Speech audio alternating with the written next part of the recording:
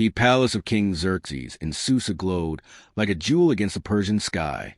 Its marble pillars rose high, wrapped in curtains of blue, white, and purple that swayed like gentle waves.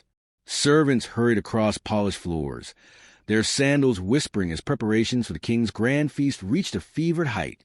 For 180 days, news had spread to the empire so vast that it stretched from India to Ethiopia, as nobles, princes, and military commanders came to marvel at the wealth of Persia. Gold vessels shone on long tables.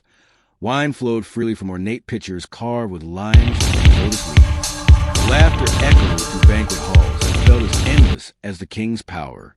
On the final day of the celebration, King Xerxes reclined on his golden couch, his robe shimmering like sunlight on water. The air pulsed with music and the thick fragrance of frankincense. The king, pleased with his own glory and the admiration of his guests, lifted his goblet high. "Let no man's cup be empty tonight," he announced, his voice booming. "Drink as you please." In another part of the palace, Queen Vashti held her own banquet for the women of the royal household. She was known throughout the empire for her grace, strong, dignified, and unafraid to stand firm when needed. As the night deepened and the wine softened the judgment of many, King Xerxes, surrounded by nobles eager to impress him, leaned back and spoke with a lazy smile. "Bring Queen Vashti before us," he commanded the 7 eunuchs who served closest to him. "Let all see her beauty. Let her wear her royal crown."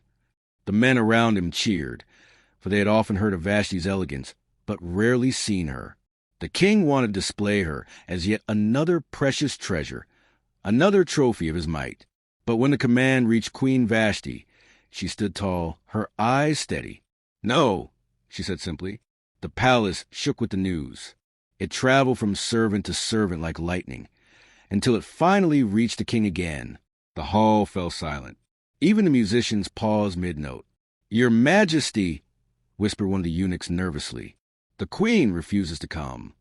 Xerxes sat upright, anger rising like fire in dry grass. No one defied him, especially not in front of the highest officials of Persia and Media.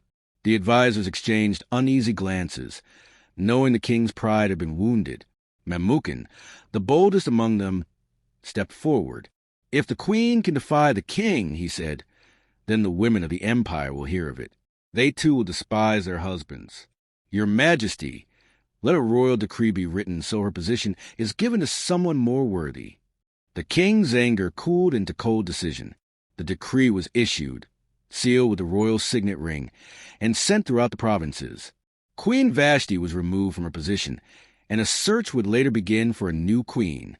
That night, the empire of Persia rested under a decree born from pride and stubbornness, unaware that the throne was being prepared for a young Jewish woman whose courage would one day save a nation.